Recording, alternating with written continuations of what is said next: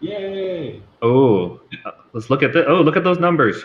Yeah, you're right. Good observation. So when we look here, this keeps track of who got the assignment, who's turned it in. So if you click zero turned in, this shows you how many, this view is how many students are in your class. So if you have 25, you'll see 25 names. If you go to one, you can see who you've assigned it to. All right, let's refresh. Let's see what the class looks like today. It's another good day to be a student. It's always a good day to be a student. Oh, I have a new assignment. Oh, let's check this out.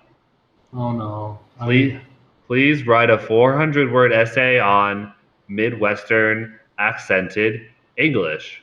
Okay, okay. So here, and as you can see, look at this. My name is included next to the title of the document, so that way my teacher can keep track of everybody's document of what they write on. So 400 words, you say? I'll give you four. Okay, I'll take whatever I can get. I think they sound exactly the same.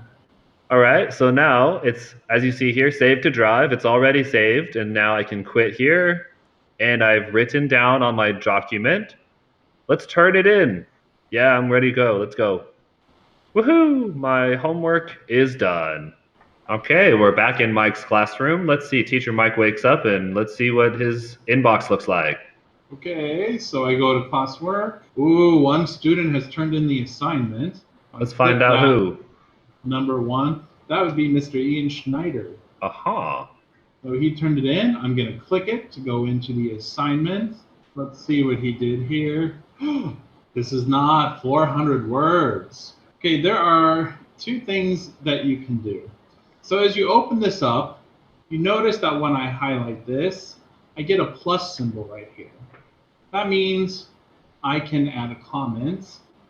I can agree, disagree. Oftentimes I like to use this as engagement for dialogue. So I can say, Ian, have you been to the Midwest? So when I assign reading assignments or writing assignments, I don't always like to be matter of fact as, you forgot a comma, this. A lot of times what I like to do is engage the students. And if I post an open-ended question, then I like that engagement for them to post back. If I come back to this, I can edit the comment, I can delete the comment. So let's just delete the comments. I'm going to delete it. I'm going to grade Ian. Is this 400 words? No. So I'm going to say Ian, this is an F. And I'm going to say this is not 400 words. Do better. Okay, I expect more from you. Right here, I've got his grade, 10 out of 100. You can make personal comments here. No one else sees these comments because it says private. It only goes to Ian's inbox. I'm going to give him an F, and then I'm going to post. Very important thing here is by clicking post, he sees this on his end, but I did not actually return the assignment yet. So once students submit the assignment, they cannot go in and make changes and edit it until I click return, and that releases it back. There we go. So we come out back to this screen. Let's see. Oh, I got my grade 10 out of 100. This is not 400 words. Do better. Oh, man. Okay. Yeah, so I love the comments thread because it allows you to create a sort of online dialogue with your students where you can ask questions or you can provide feedback and it comes across in real time very, very quickly. Right. And only you see this. Yeah, this is a private conversation between you and your student.